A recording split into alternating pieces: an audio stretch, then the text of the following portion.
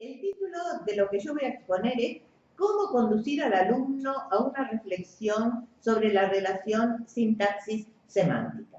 Parto de algo que ya en realidad hemos dicho, Mabel lo ha dicho en primer término, que es lo siguiente. En esta exposición me ocupo de efectuar una propuesta acerca de cómo conducir al alumno del nivel medio de enseñanza en la clase de lengua a una reflexión sobre cómo la buena formación sintáctica de oraciones está en estrecha relación con los conjuntos de rasgos significativos que aparecen en el interior de las palabras, en particular en el verbo.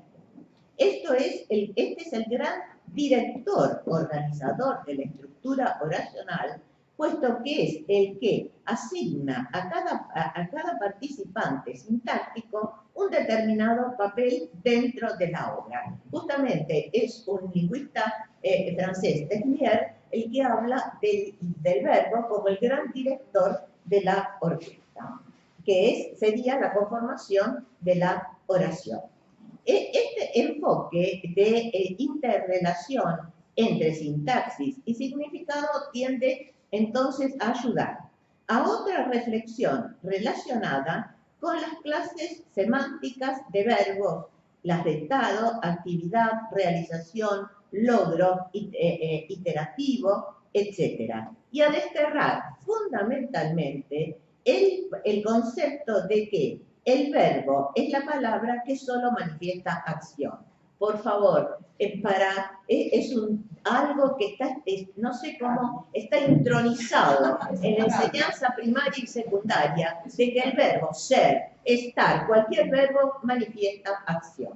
Y realmente tenemos que conducir a los alumnos a mostrar que los verbos manifiestan distintos significados, más allá del significado de entrada de diccionario, y tenemos que enseñárseles a los alumnos a desentrañar realmente todo lo que hay dentro de un verbo, que es lo que va a permitir la configuración de la oración. Mabel citó a Rizzi en las 3 capas oracionales, la primera, la más baja, la del verbo, lo que realmente pide el verbo, que es en realidad con este plan, que podemos relacionarlo con el planteo de Tesnier, de que el verbo es el gran organizador de toda una oración.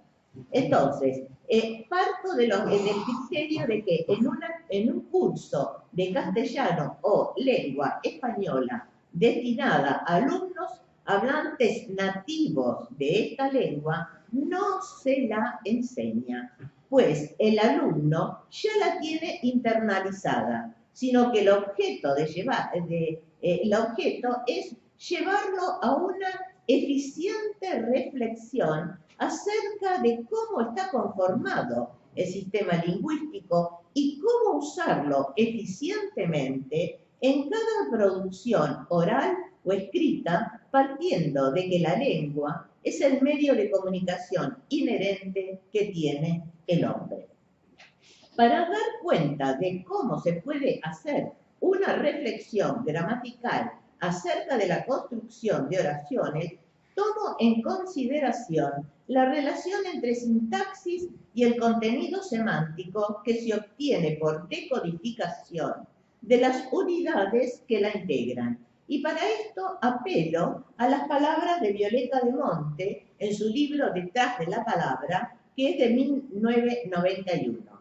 Cito: cabe tomar hoy a la sintaxis por la expresión formal de relaciones léxicas regulares, unidas a ciertas condiciones, formales no triviales, del todo independiente del significado, la función o el uso de las oraciones.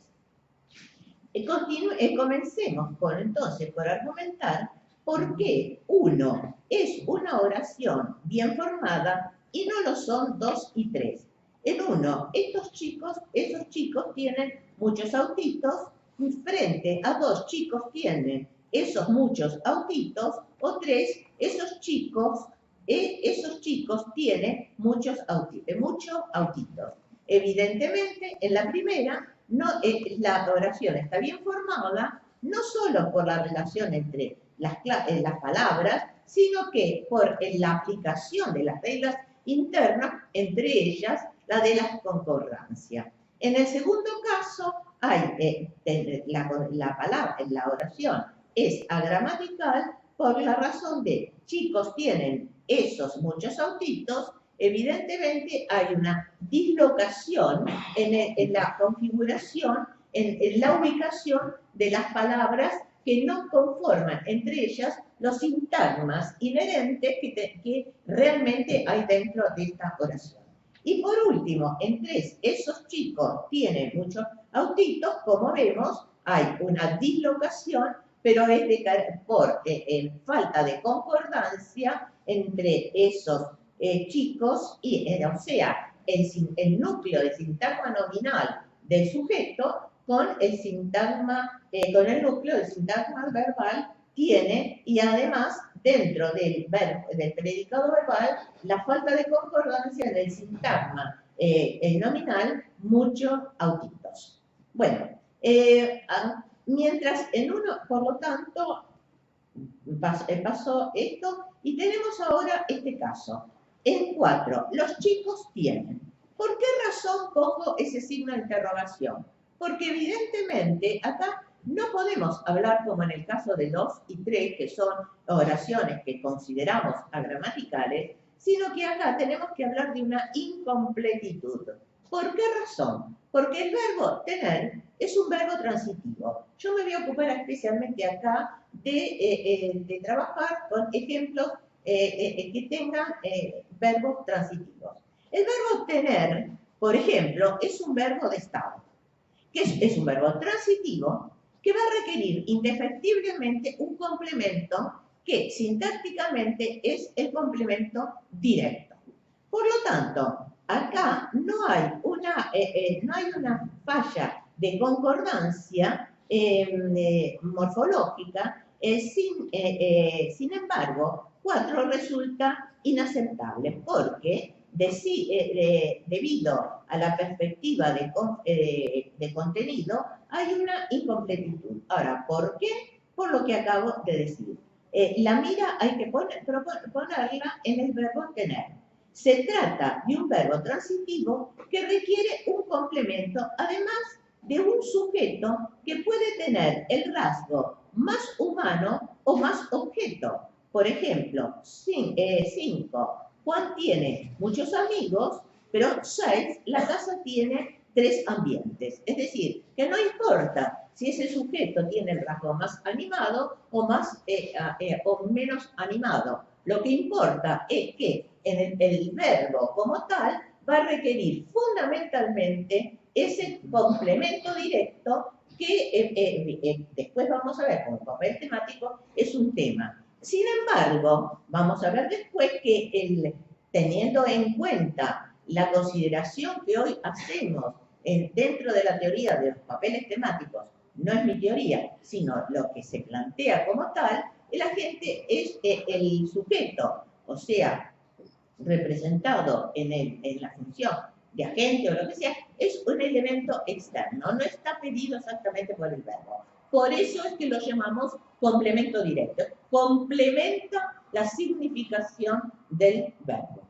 Ahora bien, comparemos con los siguientes ejemplos, con las siguientes oraciones en las que observamos también incompletitud conceptual. Por ejemplo, 7.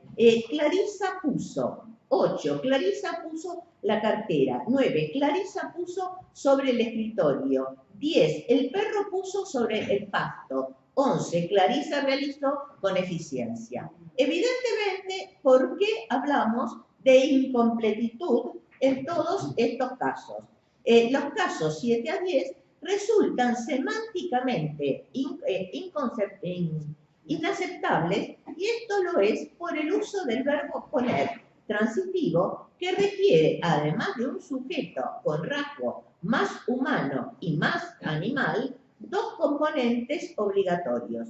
Uno que señala objeto y otro locativo. Vuelvo. Clarisa puso, incompletitud, Clarisa puso la cartera, pero el verbo poner es un verbo que va a requerir dos componentes. Poner algo en algún lugar. Por lo tanto, aquí lo que falta es, hay una incompletitud porque falta el componente que indica locación.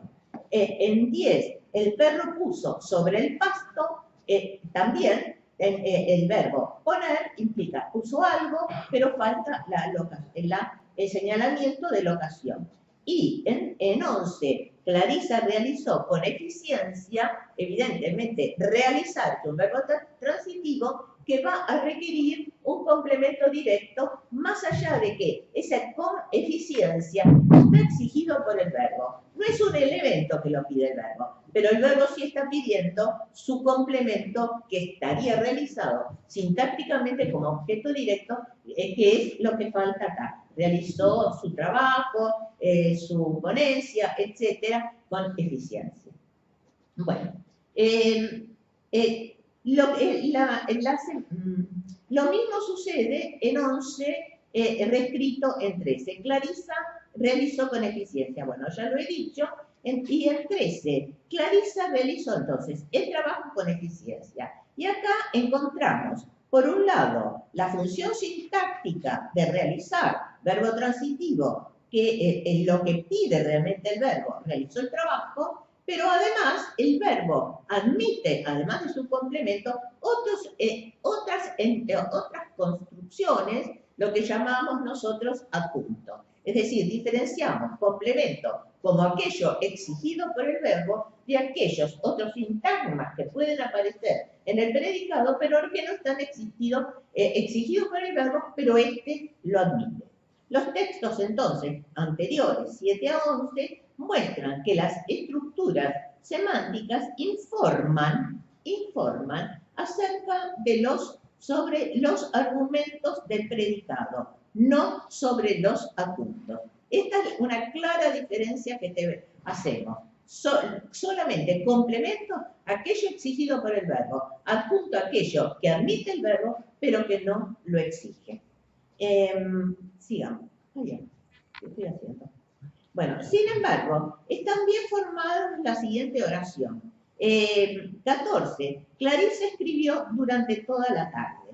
Ahora bien, ¿qué pasa acá? Escribir es un verbo transitivo. Si el verbo transitivo requiere un complemento, tendría que estar explicitado ese complemento, como en el caso anterior, que es puso sobre la mesa, o bien en el caso anterior, que era realizó con eficiencia, donde evidentemente hay una incompletitud. ¿Por qué yo no señalo como incompletitud el caso de 14? Clarisa escribió durante toda la tarde. Porque esto es lo que se da en el español respecto de ciertos verbos transitivos. Es decir, hay algunos que van a exigir indefectiblemente, para la buena formación de la oración, la explicitación del complemento directo.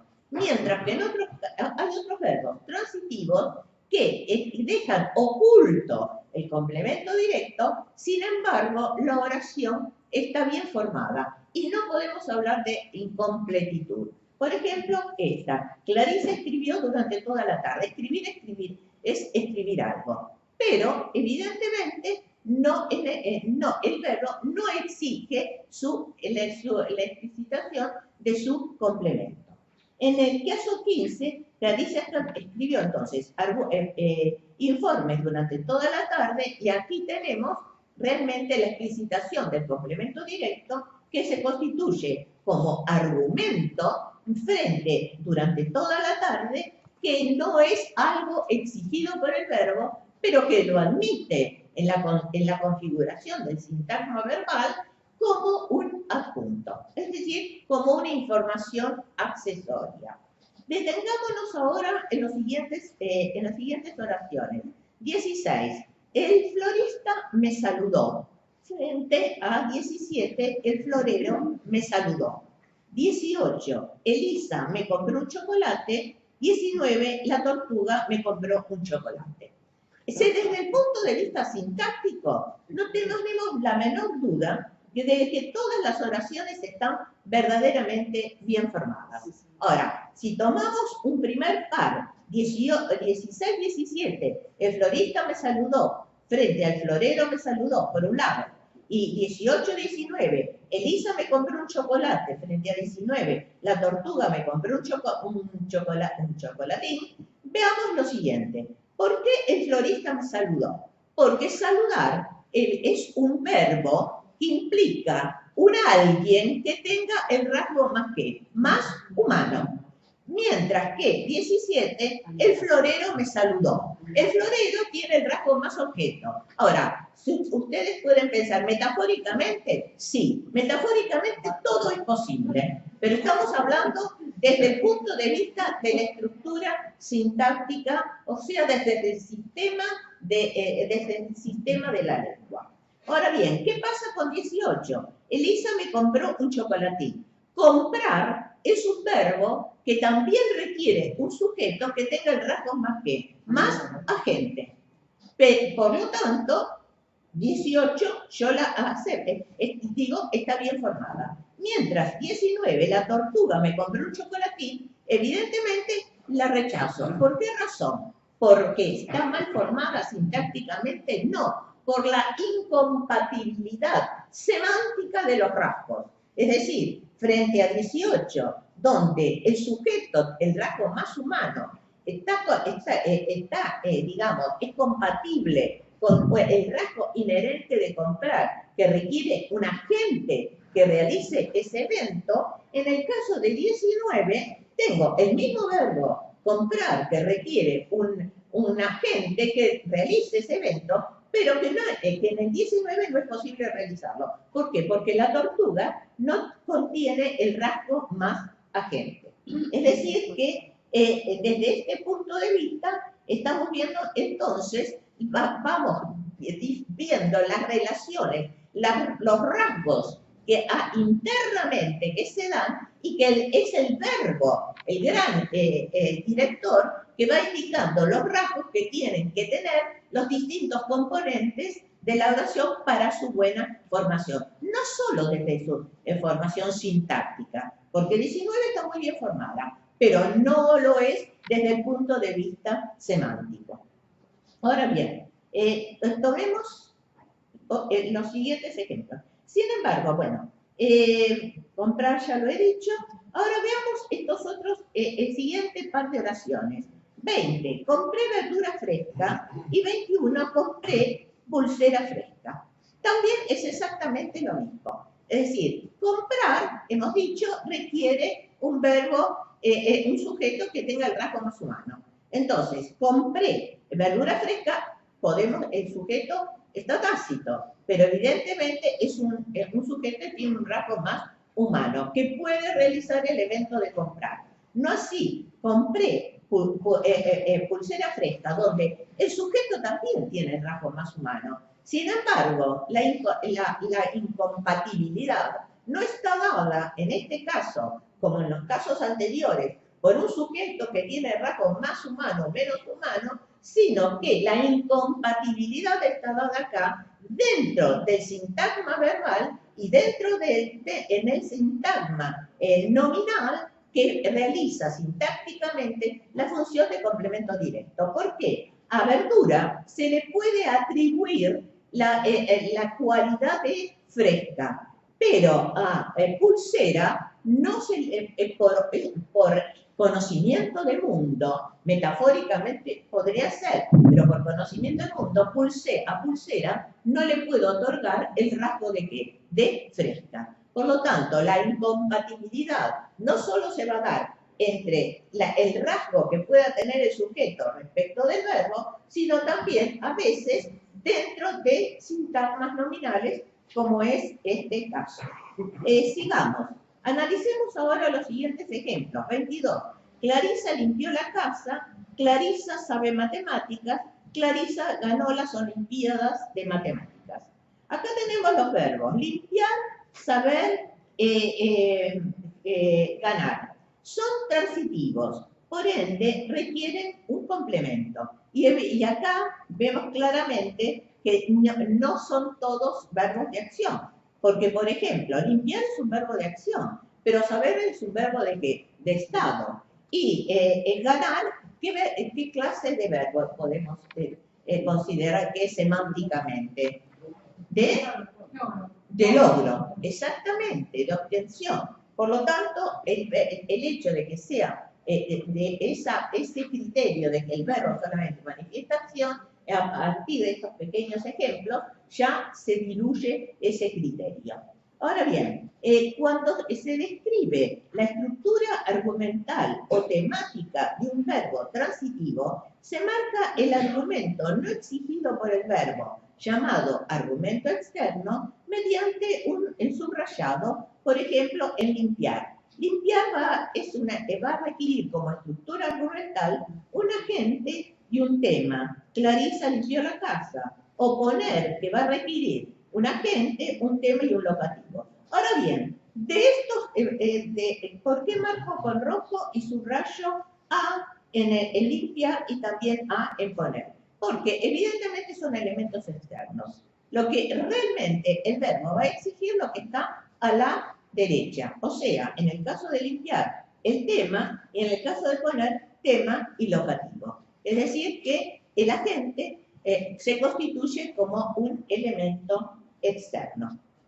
Ahora bien, pero mientras 22, volvemos a 22. A ver, vamos atrás. Clarisa limpió la casa. Puede ser parafraseado mediante la construcción con el verbo hacer, que es el caso de 26. Lo que hizo Clarisa fue limpiar la casa. Las paráfrasis, tal paráfrasis es inadmisible para 23 y 24. Yo no puedo decir 23. Lo que hace Clarisa es saber matemáticas, o 24, lo que hizo Clarisa fue ganar las Olimpiadas de Matemáticas. Esta última puede ser aceptada o no, no sé, yo no lo acepto, pero dejo a criterio de ustedes, dirá, queda ahí, queda en la nebulosa, en realidad, si es aceptada o no. Mabel también. Yo la aceptaría como opción. Como opción. Sí, porque hay...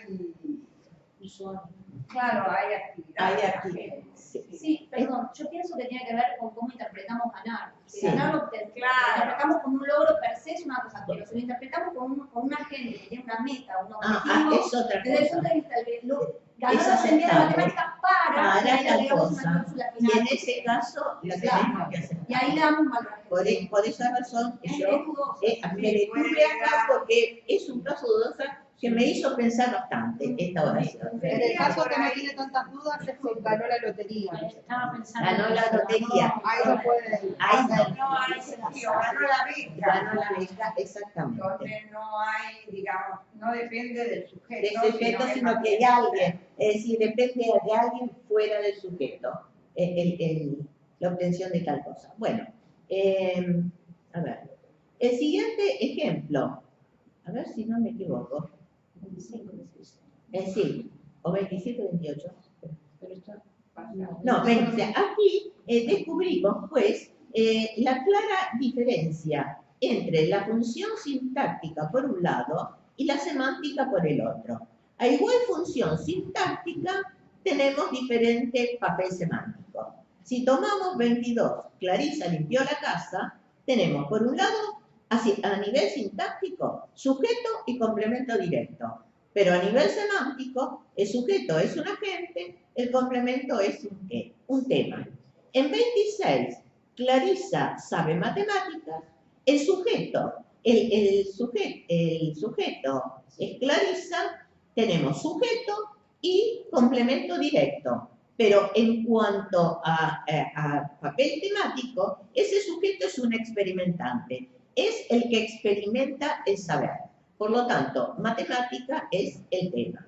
Y en el caso de 27, el sujeto, Clarisa, tiene además esa oración complemento directo, las Olimpiadas de Matemática, pero Clarisa es sintácticamente sujeto, pero es que es beneficiario. Es decir, que a igual función sintáctica, esa función sintáctica está llenada por diferentes papeles temáticos.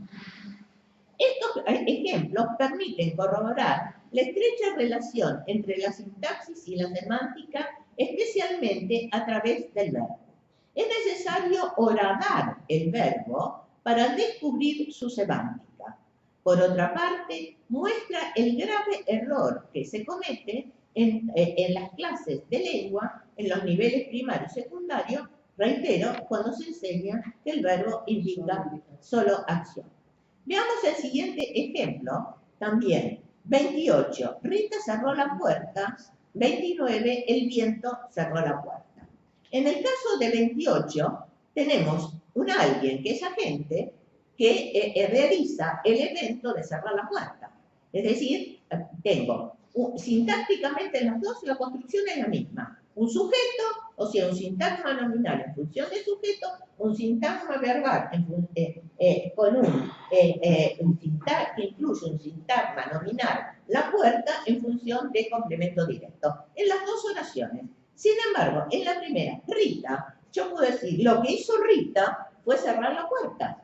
Por lo tanto, Rita es que el agente que ejecuta el evento de cerrar la puerta. Mientras que en 29 el viento cerró la puerta, no puedo decir que el viento lo que hizo fue cerrar la puerta, sino que el viento se puede considerar como una fuerza, como una entidad que es la que termina realizando un evento, pero que no hay una decisión de cerrar la puerta, como puede ser en el caso de 24, que hay un agente que toma la decisión y que permite la paráfrasis, lo que hizo Rita fue cerrar la puerta. No puedo decir lo que hizo el viento fue cerrar la puerta. Es decir, por lo tanto, acá tenemos otra diferencia. En 28, por ejemplo, el sujeto es agente y admite la paráfrasis. Perdón, estoy repitiendo lo mismo.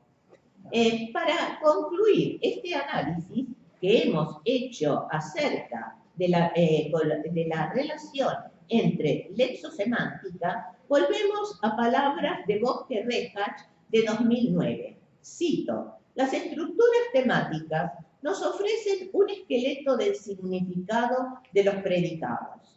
La sintaxis nos exige que esta información sea saturada gramaticalmente. Pero el léxico nos dice que existe porque, en cierta forma, está contenido en la definición del predicado mismo. Más adelante, en otra parte, Bosque dice las palabras,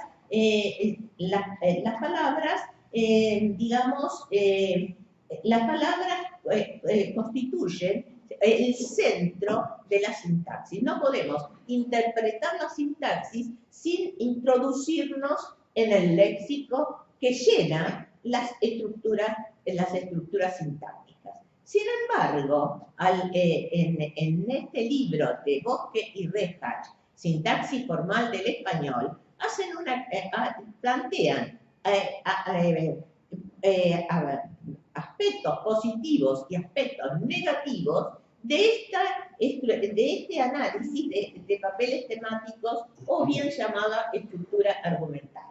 Por un lado, respecto de la importancia que tiene este análisis de papeles temáticos, como positivamente, sostienen que el verbo, cuando pasa a una nominalización, es decir, a una recategorización de verbo a nombre, va a mantener la estructura argumental que tiene como tal. Y el ejemplo no es mío, es de Bosque-Rehach, interpretar. X interpretó la conferencia, interpretó el texto, etc.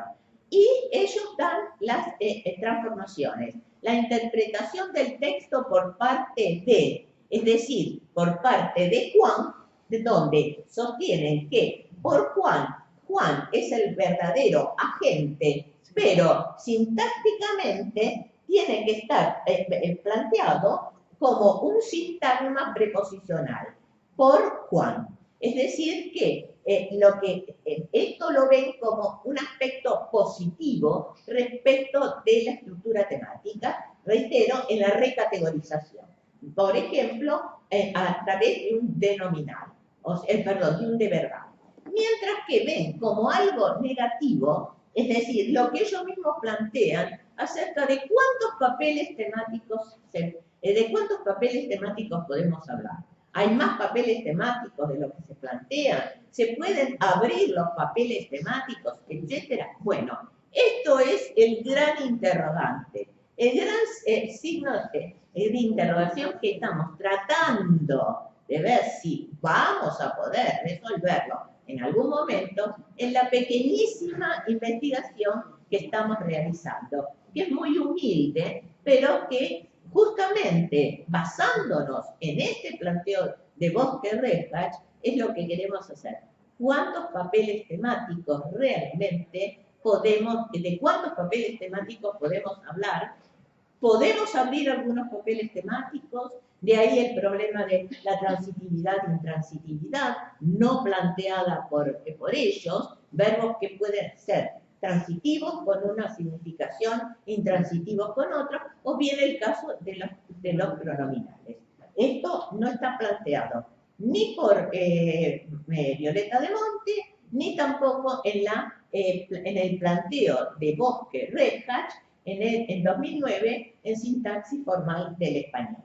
Bueno, sigamos, digamos, acá que lo que quiero mostrar es lo siguiente, que, por ejemplo, yo planteé el caso de oraciones en las que el sujeto puede estar realizando un papel temático diferente, agente, beneficiario, experimentante. Pero aquí quiero presentar un caso en el que el experimentante, por ejemplo, no se realiza en la función de sujeto, sino que se realiza en la función de ¿qué? De complemento indirecto. Como 30. Me sorprendió tu discurso. Es decir, que el sujeto realiza la función de tema, mientras que el complemento indirecto se constituye en experimentante.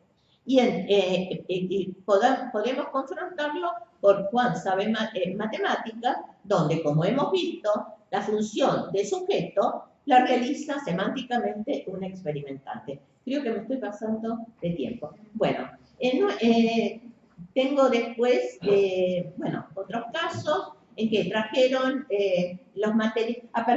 Esto tiene que ver con algo que yo he planteado, o puse en el resumen de mi exposición, pero que querría, aunque sea brevemente, hacer referencia al proceso de la paráfrasis.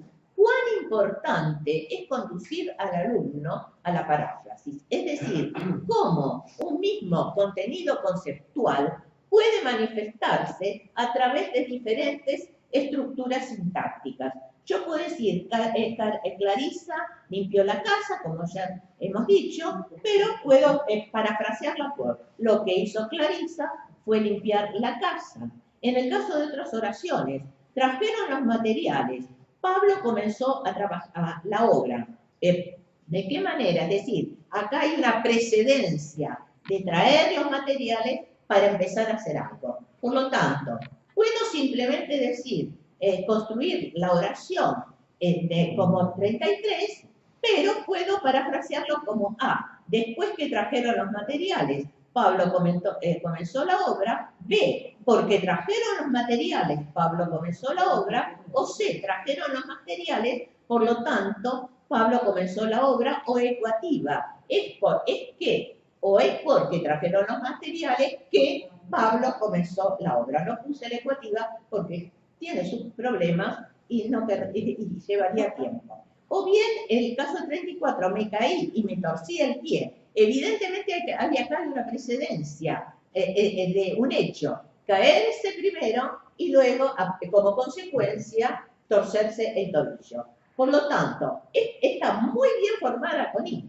porque es la conjunción copulativa que menos semántica tiene y que por lo tanto puede reemplazar la copulativa a otras conjunciones. en español. De manera que esto se ve muy bien en la paráfrasis de A. Me caí, por lo tanto me torcí el tobillo, o en la de B, me torcí el tobillo porque me caí. En un caso, primero doy la causa y luego manifiesto la consecuencia introducida por la construcción, por lo tanto, la frase conjuntiva, o bien en el segundo caso, en que empiezo por decir la consecuencia para luego explicitar la causa.